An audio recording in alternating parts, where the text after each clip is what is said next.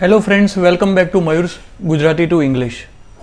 આજનો જે આપણો ટોપિક જે છે એ છે પ્રોનાઉન, કે ગુજરાતીમાં આપણે એને સર્વનામ કહીએ છીએ. બહુ સરસ ટોપિક છે, ઘણું બધું સરસ એની અંદર આપણે શીખવાનું છે.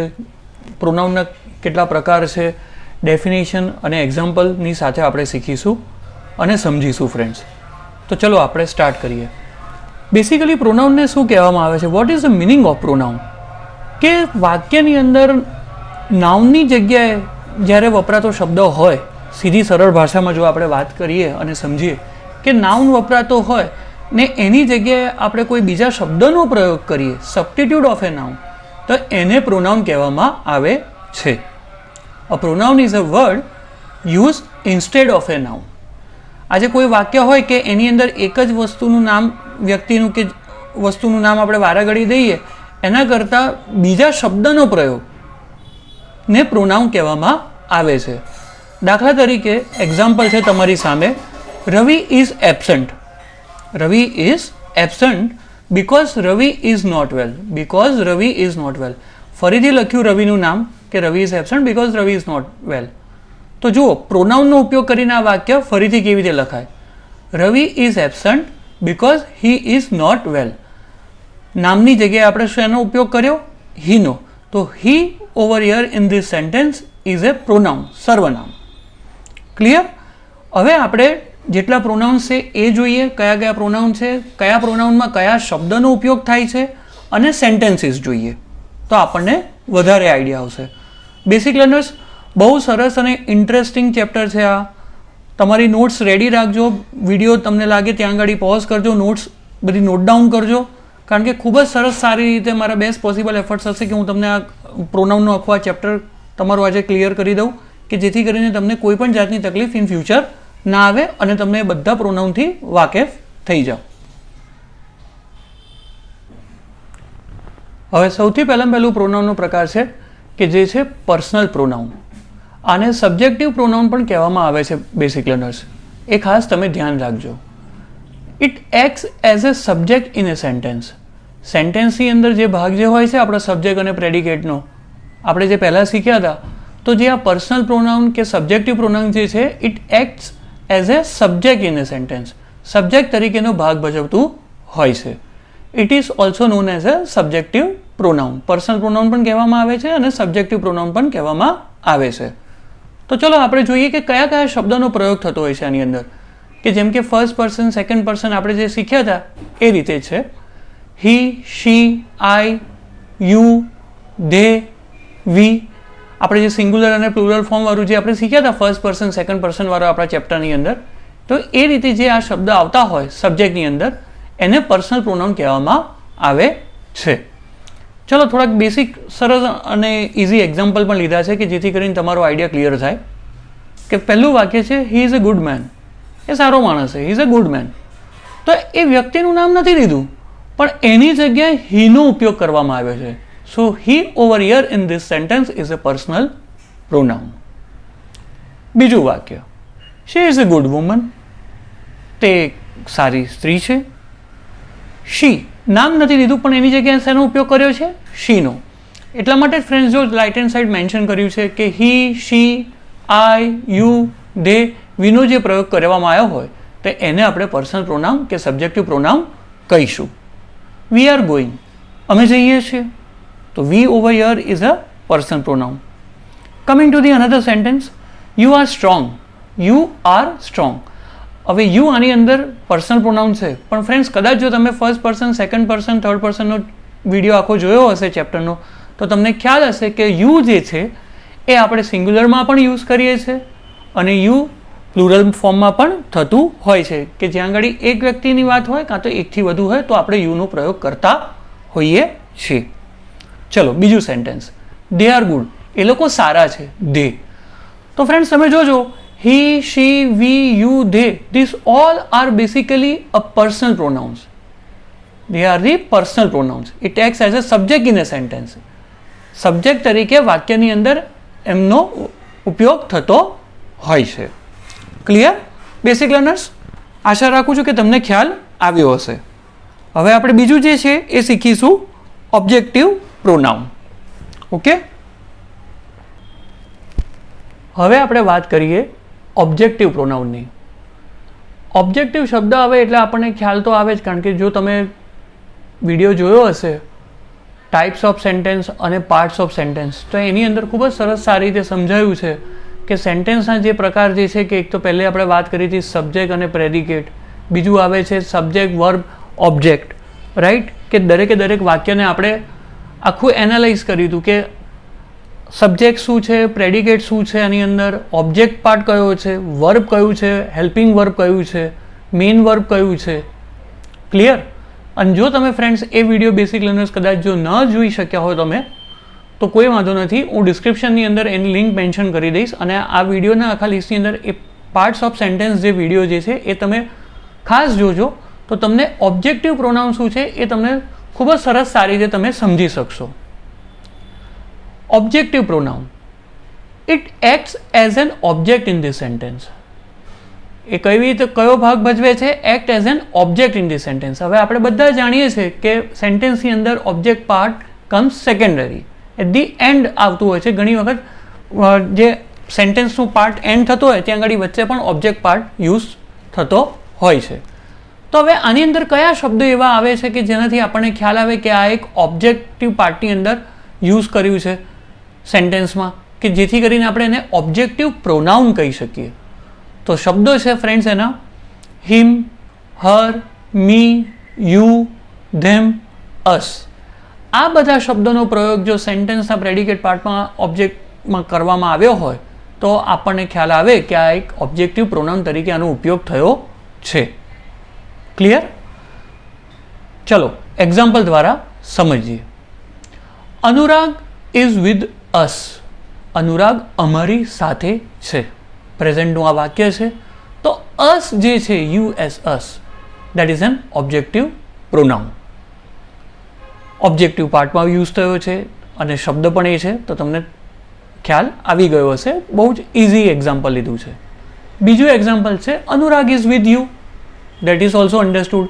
યુને આપણે ઓબ્જેક્ટ પાર્ટમાં યુઝ કર્યું છે. અનુરાગ સબ્જેક્ટ છે, ઇઝ વર્બ છે, with you. You is an object in the sentence, so this is an objective pronoun. Anurag was with her. Anurag એની સાથે હતા. Anurag was with her. તો her is also used over here as an objective pronoun. હવે બીજું વાક્ય જોઈએ. She was jealous of him. Jealous of him. જો himનો પ્રયોગ સેન્ટેન્સની એન્ડમાં કરવામાં આવ્યો છે ઓબ્જેક્ટ પાર્ટમાં, એ એનાથી જેલસ ફીલ કરતી હતી. શી વોઝ જેલસ ઓફ હિમ.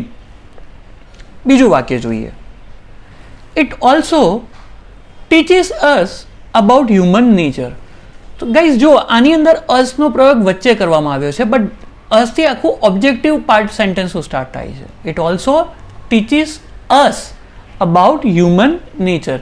એ આપણને હ્યુમન નેચર વિશે પણ માહિતી, જાણકારી ને જ્ઞાન આપે છે. ઇટ ઓલ્સો ટીચીસ અસ.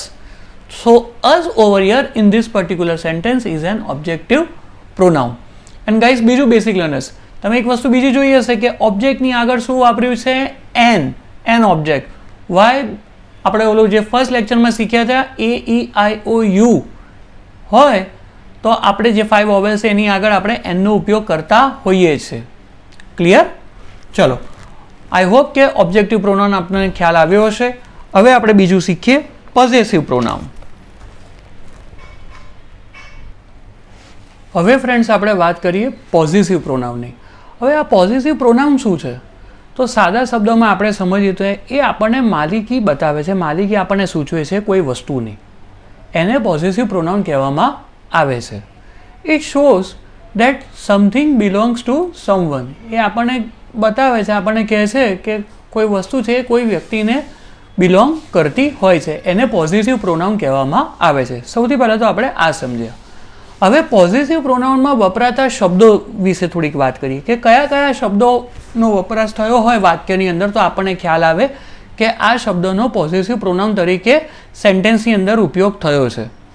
તો છે હિઝ, હર, માય, યોર તમારું, ધેર એ લોકોનું, અવર, હિઝ, હર, માયની જગ્યાએ તમે માઇન પણ ઉપયોગ કરી શકો છો, યરની જગ્યાએ યોર્સ, ધેર્સ ને અવર્સ. આવા બધા જે શબ્દ સેન્ટેન્સની અંદર આવે તો એ આપણને સૂચવતા હોય છે કે this are the possessive pronoun in the sentence, કે જે આપણને કોઈ વસ્તુની એના વિશેની માલિકી આપણને બતાવતું હોય છે વાક્યમાં કે આ એનું છે, આ એમનું છે, આ એનું છે. ક્લિયર? ચલો સેન્ટેન્સ દ્વારા સમજીએ. My train is delayed. My train is delayed. હવે શું બતાવ્યું આમની અંદર? મારી જે ટ્રેન જે છે એ ડિલેડ થઈ. My train is delayed. તો માય આમાં એક માલિકી બતાવી કે માય ટ્રેન ઇઝ ડિલેડ. મારે જે ટ્રેનમાં જવાનું હતું દેટ ઇઝ ડિલેડ. તો my in this sentence is a possessive pronoun. Your lunch is ready. તમારું જમવાનું તૈયાર થઈ ગયું છે. યોર, તમારું. તો your is a possessive pronoun, કે આપણને માલિકી સૂચવે છે કે this lunch belongs to you. Right? તો યોર લંચ ઇઝ રેડી. ત્રીજું વાક્ય, ધીસ ઇઝ માય લેપટોપ. તો જો આની અંદર ધીસ સિંગ્યુલર ફોર્મ આપણે યુઝ કર્યું. This is my laptop. My આપણને સૂચવે છે કે આ મારું લેપટોપ છે. સો my over here in this sentence is a possessive pronoun. Coming to the next sentence, this is his bag. આ બેગ એની છે. આ બેગ એની છે. His bag. His over here in this sentence is a possessive pronoun, કે જે આપણને સૂચવે છે કે આ બેગ કોની છે. તો આપણે કહીએ this is his bag.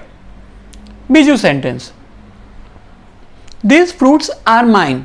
This fruits are mine. આ જે ફ્રૂટ્સ જે છે એ મારા છે. This fruits are mine. માયની જગ્યાએ માઇનનો પણ તમે ઉપયોગ કરી શકો છો સેન્ટેન્સની અંદર. જેમ જેમ તમે સેન્ટેન્સ ફ્રેન્ડ્સ કરશો, વાંચશો, તો તમને ઓટોમેટિકલી માયની જગ્યાએ માઇન ક્યારે વપરાય છે, જેમ જેમ તમારી એસેન્ટ આખી ક્લિયર થશે ઓટોમેટિકલી આવી જશે basic learners. So don't worry for that કે સર માઇન ક્યારે વાપરવું, માય ક્યારે વાપરવું. ક્લિયર? એ રીડિંગ અને રાઇટિંગ આપણી હેબિટ જેમ જેમ આપણે કરતા જઈએ પ્રેક્ટિસ એ પ્રમાણે ઇમ્પ્રૂવ થતી જાય. So do not worry for that. બીજું સેન્ટેન્સ જોઈએ, I would have knocked on their door. એ લોકોના દરવાજે મેં કદાચ ખખડાવ્યું હોત. But I heard their baby crying. પણ મેં એમના બાળકનો રડવાનો અવાજ સાંભળ્યો. તો જો I would have knocked on their door, મેં એમના દરવાજે ખખડાવ્યો હોત પણ મેં એમના બાળકનો રડવાનો અવાજ સાંભળ્યો, એટલે એ થોભી ગયો હશે. તો I would have knocked on their, THEIR, their, એ લોકોના દરવાજે, their door. But I heard their baby crying. તો ધેરનો આ વાક્યની અંદર જે ઉપયોગ થયો છે that is a possessive pronoun. Basic લર્નર્સમાં હું આશા રાખું છું કે કદાચ તમને આમાં નો ખ્યાલ આવ્યો હોય પોઝેસિવ પ્રોનાઉન, કદાચ તમને ટફ લાગ્યું હોય આ પ્રોનાઉનનું, પણ ડોન્ટ વરી. પ્રેક્ટિસ એક્ઝામ્પલ્સની થશે, હજુ ઘણા બધા વાક્યોની થશે આવનારા લેક્ચર્સમાં, વિડીયોઝની અંદર એક એક વસ્તુ જેમ જેમ આપણે શીખીશું એમ ખ્યાલ આવી જશે ને ખૂબ જ સરસ રીતે તમે સમજી શકશો, લખી શકશો. આ બધું શીખવાનું મેઇન કારણ એ છે કે તમે જ્યારે વાક્ય રચના બનાવો, પોતાની જાતે સેન્ટેન્સીસમાં લખો, કાં તો RC વાંચો, રીડિંગ કોમ્પ્રિહેન્શન કે બધું, તો એ ટાઈમે તમને ખ્યાલ રહે કે ના આની અંદર આનો વપરાશ થયો છે, આનું આ છે. આ ગ્રામર મેઇન બેસિકલી ફ્રેન્ડ્સ એના માટે છે. ક્લિયર? સો કોઈ પણ વસ્તુમાં કે તમે મૂંઝાશો નહીં, ધીરે ધીરે શાંતિથી થશે અને તમને આવડી જ જશે. ઓકે, ચલો હવે આપણે બીજું જે છે પોઝેસિવ પ્રોનાઉન તો જોયું આપણે. હવે આપણે બીજું જે કરવાના છીએ એ છે રિફ્લેક્સિવ, ઇન્ટેન્સિવ પ્રોનાઉન, ઇનડેફિનેટ, ઇન્ટરોગેટિવ ને ડેમોન્સ્ટ્રેટિવ પ્રોનાઉન. તો હવે આપણે લઈશું ઇન્ટરોગેટિવ પ્રોનાઉન અને બીજા પ્રોનાઉન પણ આગળ ડિસ્કસ કરીએ. ક્લિયર? હવે ફ્રેન્ડ્સ આપણે વાત કરીએ ડેમોન્સ્ટ્રેટિવ પ્રોનાઉનની. ડેમોન્સ્ટ્રેટિવ પ્રોનાઉન્સ શું છે? Pronouns that point out to specific things. આપણને જે સ્પેસિફિક થિંગ કે વસ્તુઓ વિશે આપણને બતાવે કે એને પ્રોનાઉન્સ ડેમોન્સ્ટ્રેટિવ પ્રોનાઉન કહેવામાં આવે છે. કે જેમ કે એની અંદર ધીસ, ધેટ, ધીસ, ધોઝનો ઉપયોગ થતો હોય છે. ચલો એક્ઝામ્પલ દ્વારા સમજીએ. This is very યમી. આપણે એવું કહીએ ધીસ ઇઝ વેરી યમી. ધીસ એટલે આપણે જે સિંગ્યુલર ફોર્મમાં યુઝ કર્યું છે ધીસ ઇઝ વેરી યમી, તો THIS ધીસનો ઉપયોગ કર્યો છે. બીજું છે ધેટ ઇઝ નોટ માઇન. એ વસ્તુ મારી નથી, THAT ધેટ.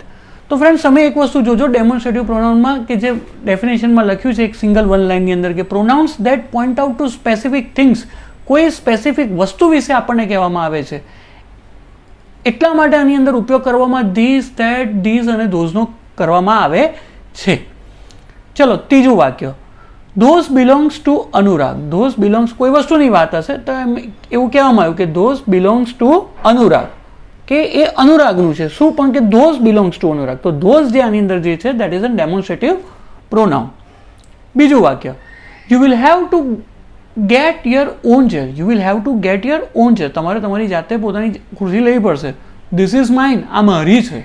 તો ધીસ આ સેન્ટેન્સની અંદર જે વાપરાયો એ છે ડેમોન્સ્ટ્રેટિવ પ્રોનાઉન. અને બીજું એક વાક્ય છે, આર ધોઝ યોર શૂઝ. શું પેલા તારા બૂટ છે? આર ધોઝ સૂચવ્યું, આર ધોઝ યોર શૂઝ કે જે દૂર છે, રાઈટ. તો ધોઝ આની અંદર જે છે ધીસ ઇઝ અ ડેમોન્સ્ટ્રેટિવ પ્રોનાઉન. તો ફ્રેન્ડ્સ, અત્યારે આ પાર્ટ 1ની અંદર આપણે આટલા પાર્ટ્સ જોયા પ્રોનાઉનના, અને બીજા પાર્ટ 2 જે છે આપણું પ્રોનાઉનનું, એની અંદર આપણે રિમેનિંગ પણ બધા પાર્ટ્સ કવર કરી લઈશું અને ખૂબ જ સરસ એક્ઝામ્પલને બધાની સાથે. બેઝિક લર્નર્સ, હું આશા રાખું છું કે તમને આજનું આ લેક્ચરમાં ઘણો બધો ખ્યાલ આવ્યો હશે કે સર્વનામ શું છે. સર્વનામના અમુક પ્રકાર અત્યારે આપણે પાર્ટ 1માં કર્યા. પાર્ટ 2ની અંદર રિમેનિંગ પાર્ટ્સ આપણે કવર કરીશું અને બીજા સેન્ટેન્સીસને જોઈશું. ગાઈઝ, પ્લીઝ મારી રિક્વેસ્ટ છે તમને, પ્રેક્ટિસ કરતા રહો, વિડીયોઝ જુઓ, નોટ્સ બનાવો, પ્રેક્ટિસ કરો, બોલવાનું લખવાનું ને રોજે રોજ રાખજો, તો જ ઇમ્પ્રુવમેન્ટ થશે. બીજું કે જો ફ્રેન્ડ્સ તમને વિડીયો ગમ્યો હોય બેઝિક લર્નર્સ, તો વિડીયોને લાઇક કરજો, શેર કરજો, સબસ્ક્રાઈબ કરજો, પોતાના ફ્રેન્ડ્સના ગ્રુપ્સમાં બધાને આ વિડીયોને જેટલું તમારાથી મોકલાતું હોય એટલું મોકલજો, કે જેથી કરીને તમારી જેમ પણ બીજા કેન્ડિડેટ સ્ટુડન્ટ્સ શીખી શકે. સેકન્ડલી, આપણે બધા એક ટીમ વર્ક સાથે કામ કરીએ છીએ. તમારા તરફથી કોઈ પણ જાતનું સજેશન હોય, મારા એન્ડથી કોઈ જાતનું મારે ઇમ્પ્રુવમેન્ટ કરવાનું લાગે તમને, તો your suggestions R most welcomes, કારણ કે આપણે બધા ટીમ વર્ક કરીને જ આગળ વધીશું. Okay friends, so stay tune. Thank you and best of luck.